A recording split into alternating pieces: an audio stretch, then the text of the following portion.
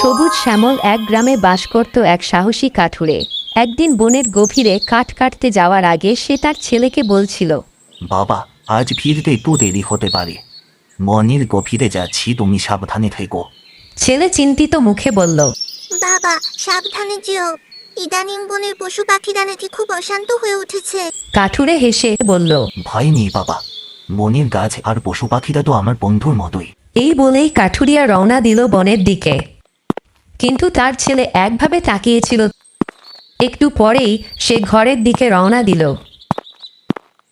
এদিকে সুন্দর ঝরনা আর ঘন জঙ্গল পার হয়ে হাঁটতে হাঁটতে কাঠুরে পৌঁছাল বনের এক নির্জন কোণে। অবশেষে কাঠুরিয়া বনের মাঝখানে পৌঁছে গেল। কাঠুরিয়া বনের এদিক ওদিক তাকিয়ে দেখছিল কোন গাছটা সে কাটবে। সে তার পিছনের দিকে থাকা একটি বড় গাছ দেখতে পায়। সেই গাছটির দিকে সে এগিয়ে গিয়ে ভাবতে থাকে, যদি এই গাছটি কাটতে পারি তাইলে আমার সংসারের অনেকটাই সচ্ছলতা আসবে। এটা ভেবেই কাঠুরিয়া গাছটি কাটতে শুরু করে। সে গাছ কাটছিল এবং তার ছেলের কথা ভাবছিল।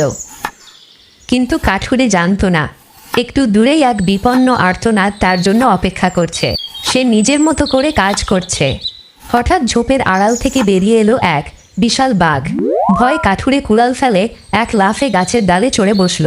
কাঠুরিয়া বলতে লাগলো, সর্বনাশ, আজ বুঝি আর রক্ষা নেই। হে ঈশ্বর, আমাকে বাঁচাও। কিন্তু বাঘটি তাকে আক্রমণ করল না। সে গাছের নিচে এসে করুণ চোখে ওপরের দিকে তাকিয়ে দুঃখে কেঁদে উঠল আর বলতে লাগলো, হে মানব বন্ধু, আমাকে সাহায্য করো। কিন্তু কাঠুরিয়া তাকে বিশ্বাস করতে পারছিল না। বাঘটি বলল, আমি কোনো ক্ষতি করতে আসিনি। আমার পায়ে এই কাঁটাটা খুব বিঁধছে। দয়া করে আমাকে একটু সাহায্য করো। কাঠুরে খেয়াল করলো সত্যি বাঘটির পায়ে একটা বড় ধারালো কাঁটা ফুটে আছে।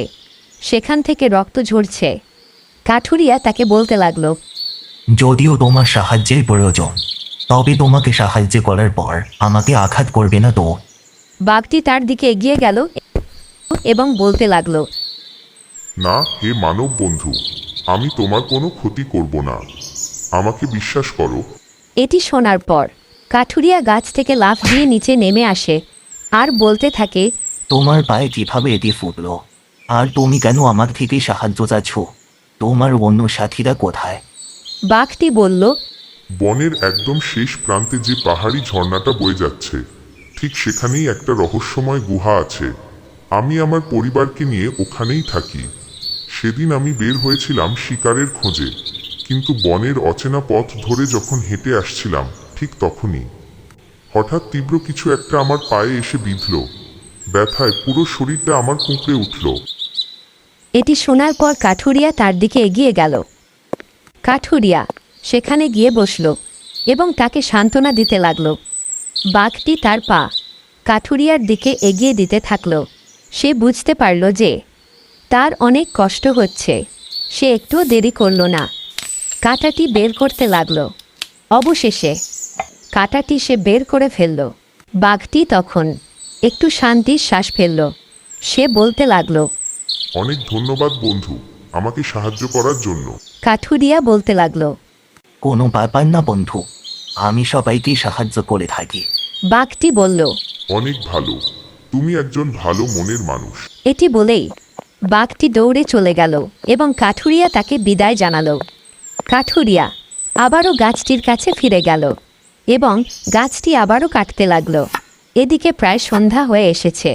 কিছুক্ষণ কাটার পর যা কাঠ সে কেটেছিল তা একখানে করে বেঁধে ফেলে এবং বাড়ির উদ্দেশ্যে রওনা হয়।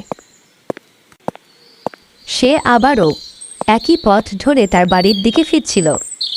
এভাবে কিছুক্ষণ হাঁটার পর সে বাড়িতে গিয়ে পৌঁছায়।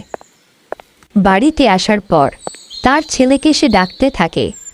তার ছেলে ঘর থেকে বের হয়ে আসে। কাঠুরিয়া তার ছেলেকে বলে, তোমার কোনো সমস্যা হয়নি তো?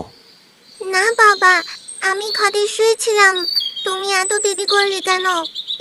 এরপর কাঠুরিয়া এক এক করে বলতে থাকে তার সাথে ঘটে যাওয়া ঘটনা।